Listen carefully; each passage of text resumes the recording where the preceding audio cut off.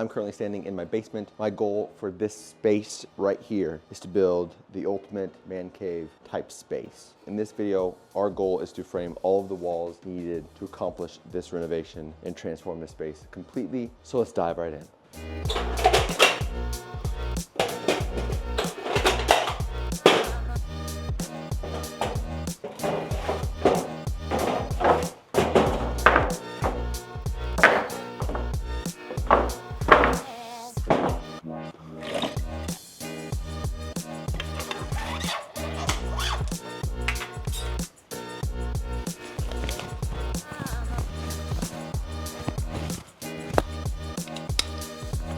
If you plan on going to the comment section to figure out what this is, Atlas 46, best in the game. This is my laser, and now I have my straight line that I'll frame off of. I'm going to pull my layout. That way when I put a bolt down through the bottom plate, I don't land a bolt right where my stud's gonna be.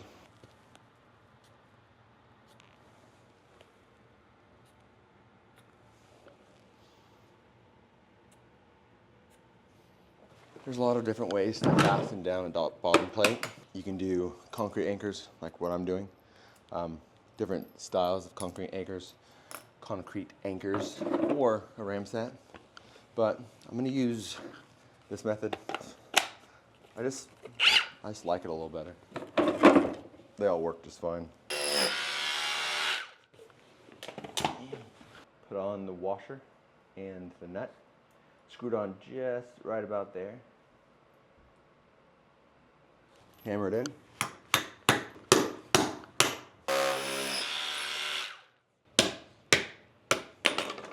When I cinch those down, it'll come up until I hit some resistance.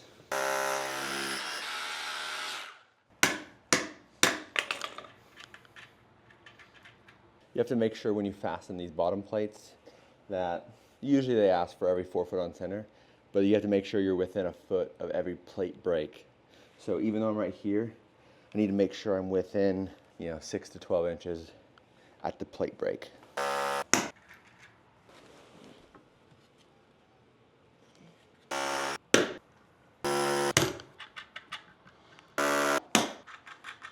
So we're trying to find square off that wall. I want to make sure that when I build my wall off the rock wall, that it's perfectly 90 degrees. So there's a rule that we use to make sure that we can measure 90 degrees. So let's just say this is the rock wall. So we go 3, 3, and then we want to build our wall 90. We're going to measure up 4. That's a weird 4. And then from this point to this point has to be 5 feet. So it's a 3, 4, 5 rule. 3 feet to the rock, 4 feet on this wall that I'm building, and then point to point is 5. As long as those points all line up, you have a perfectly 90 degree wall. So now my green line passes this point right here and this point. So we know that this wall will now be perfectly 90 degrees off this rock wall.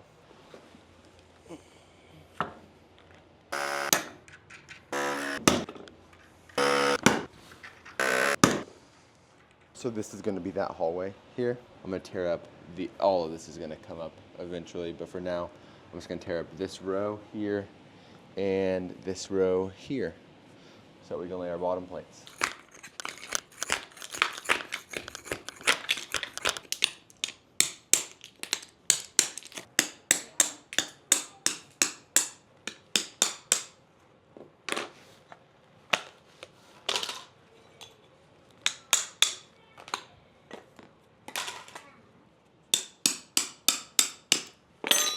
I feel like there's an easier tool.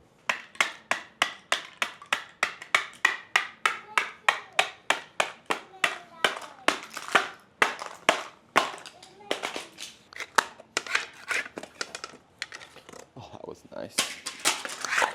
Oh, yeah. So now with all of the tiles out of the way, I can set my bottom plates and get them fastened.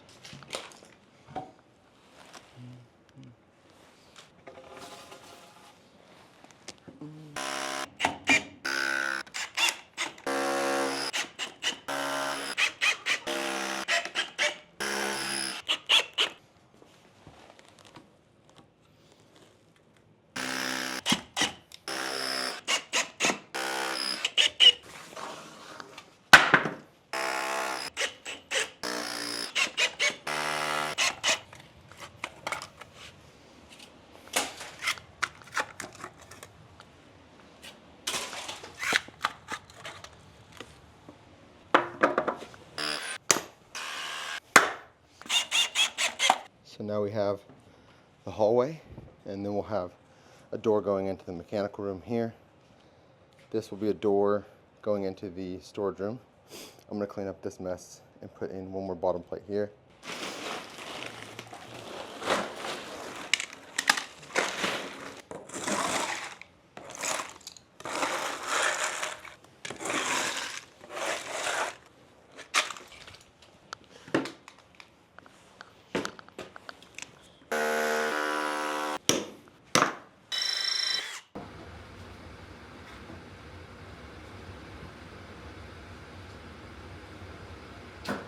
So all of the bottom plates are in and fastened. I cut out the doors where I knew where they were gonna go. This one, I'm still trying to figure out what size I want, where exactly I want it. But regardless, the bottom plates are done. Now I'm gonna bring in about 70 2x4s.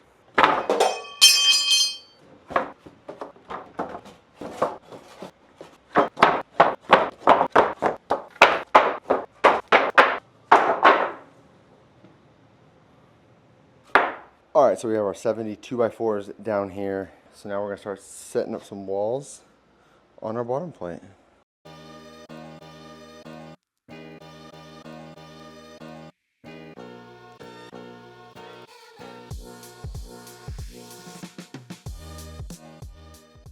So as you can see, the way I'm framing this is adding the bottom plate, adding the top plate, and then tossing in each stud. Because the floor is so uneven, this was probably poured forever ago. It's only 2 inches thick. The floor fluctuates drastically. If I were to build a wall, stand it up, really difficult. Also, we have a lot of HVAC, so every wall is going to be different. The top plates will not line up throughout. So for that reason, I'm not building a wall, setting it up. Yes, I am building a wall in front of a wall. The reason why I did this is because there are 2 posts that are supporting primary level, and those kind of stick out. I wanted to put a couch in this corner, so I wanted the wall to be perfectly straight across the whole wall and no dives or dips. So what I'm doing is framing in front of it. That way there is just one straight wall. I'm also doing 16 on center. Now I'm aware 16 on center isn't necessary. If it's a non-supporting wall, you can do 24 inches on center studs, but I decided to go 16 on center. Thinking back, probably would have been a better idea to do 24 on center. That way there is less chance for noise via vibrations to travel through the walls, but regardless, 16 on center is what I decided to go with, and that's what we did.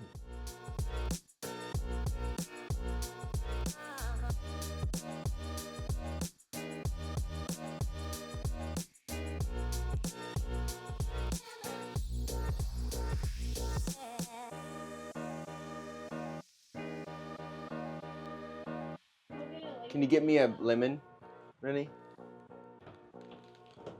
Yeah. Thanks. That's nice.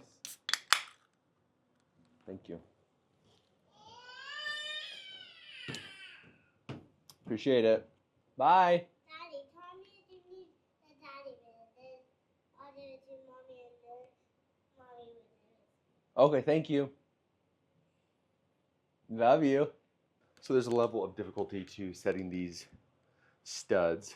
This board, obviously, we got to make it perfectly straight down the hallway, but I wanted to hide this, so I'll be able to run my sheetrock over here. This will be flush with the sheetrock. That way when I put trim, you're not gonna see that, but at the same time maximizing the width of the hallway. But I didn't want to just stop the 2x here, because then there's this gap of unsupported drywall, which isn't the end of the world, but I wanted to not have that be the case. I'm notching every single one of these, and each one is different because as we get towards the end, it twists a lot more. So that's what I'm doing. Every single stud is very custom, but it's gonna look pretty nice at the end.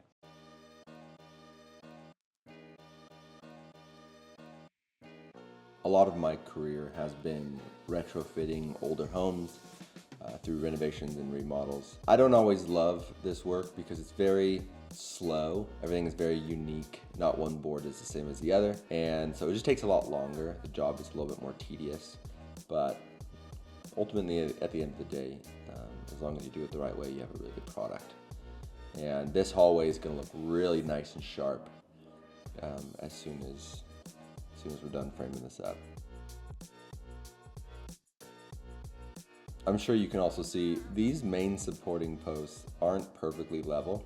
I didn't want to move any of these timbers that are holding up the house. I just didn't want to interrupt it. Obviously we're adding some structural integrity to it, not that it needs it, but we're doing that. So I just went off and I nailed those 6x6 posts. It's obviously not going to look great in the rooms themselves. They're going to stick out, so I'm going to have to bump that wall, make it a little thicker. But in the hallway, it's going to look really smooth.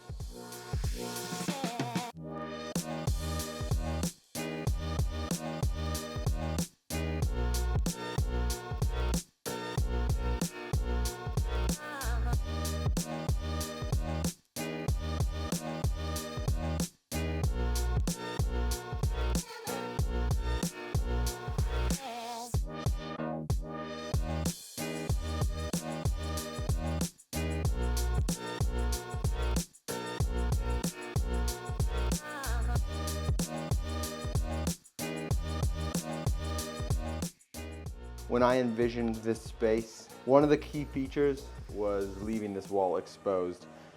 I've been thinking about it nonstop since I started constructing all the walls, and all the walls are done, but I was thinking a lot about this wall. This is a basalt rock. There's a lot of pores, so dirt kind of makes its way through. You get some bugs that can get through, water, moisture. There's also a smell to it. So for all of those reasons, I figured I would sacrifice the look, and I'm gonna go ahead and frame a wall here. So let's get this finished up.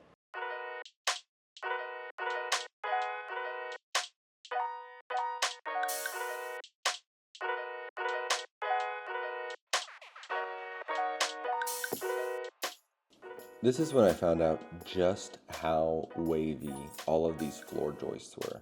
And obviously the ground's a little wavy, but as I put the top plate in, every joist was either higher or lower than the previous. So this top plate is very wavy. This is obviously something I correct later on. So drywall will sit very flat on the ceiling. But another fun part of framing a 100-year-old basement.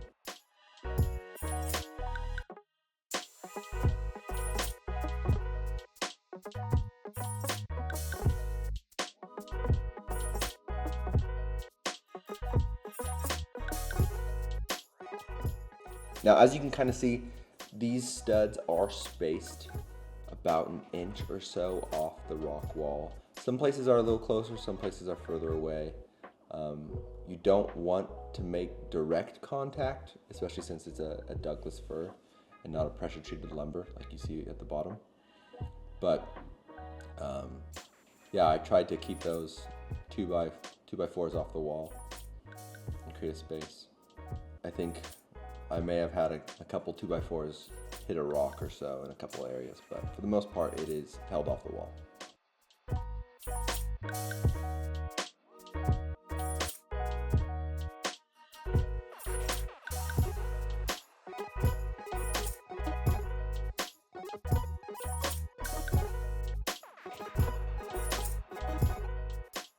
As you guys can probably tell, this basement's very tight. I have very limited space. It's really only room for a couch and a TV. That's it. It's going to feel like an actual cave, man cave. But I wanted to get the biggest couch I could possibly get for this space and fill it up. So I've already ordered the couch, but the couch is 75 inches. So I want to have room for the couch and then some trim, a little extra. So I'm just gonna maximize this. I'm gonna go over as far as I can with the trim allowance here. So I'm gonna try to give myself like four inches roughly. This is a live, unplanned example of why I don't cut my bottom plates out before I'm done framing. What happens in building all the time, and not just my haphazard building on my own projects, but in building even with plans, things happen, doors get moved, and if you were to pre-cut the bottom plate like everybody told me to do in the comment section of my Sawzall video, then you already have a cut plate. you can't uncut a board. So I always leave my bottom plates uncut until I'm ready for drywall. That's when I cut them, because after electrical's done, after everything is finished and complete and everything is where it needs to be, that's when I cut my bottom plate. As you guys can see, the comment section did nothing to me. I'm blessed with some really good clients, and a lot of them worry about changes through the process. And I'm like, I'm gonna be honest with you, you're gonna have changes. It's just the natural part of building. You can nail it down as much as you want, but it's gonna change. And so this is one of the examples of things changing around. Easy fix. See, my couch is gonna fit.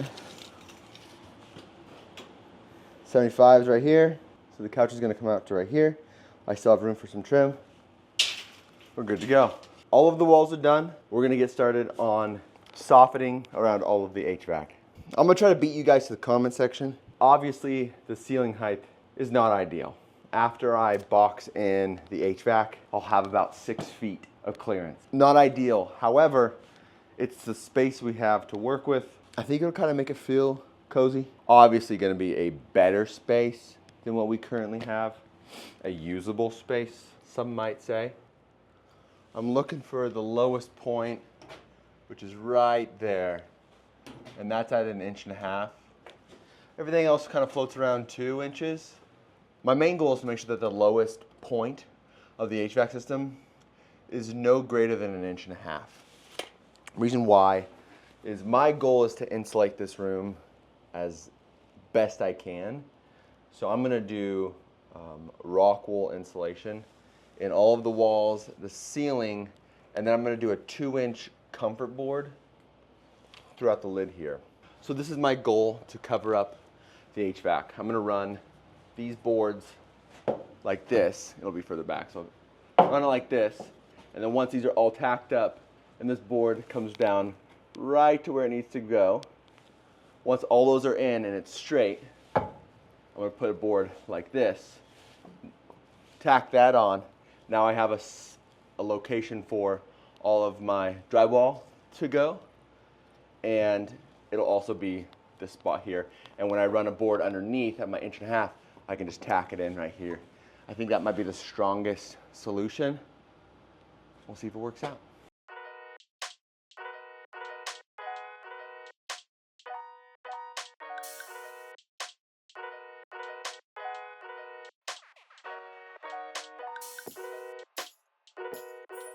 This is easily my least favorite part about framing. I hate building soffits, but you gotta do this. It's always inevitable when you frame a basement. You have to build a soffit around some HVAC, unless you want to leave them exposed, but obviously in this case I do not. Now this is very, very low. The soffit's about 6 foot 1 inch. So I can walk underneath it and not hit my head. But if you're any taller, you're gonna have to duck a little bit. But it only contributes to the man cave vibe.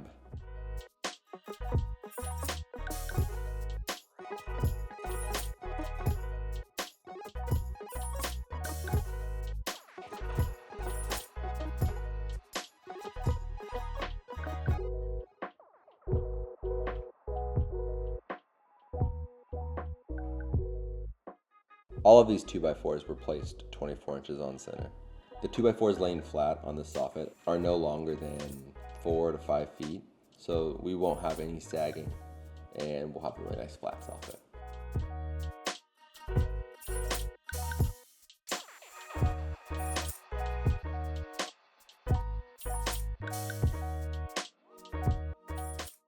That's it. Framing is complete, which is very exciting. It only took 5 days. Now we can move on to electrical, and then we'll do insulation. Don't be afraid to subscribe, guys. We got a lot of really cool content coming out for this build specifically, along with all of my other projects I have going on. In my business, I don't work in the field, so these projects are really fun for me. I get to actually use my hands and do fun projects like this. So I'm excited to do this, excited to show you guys the rest of the project. This is just the beginning. I'll see you guys in the next one.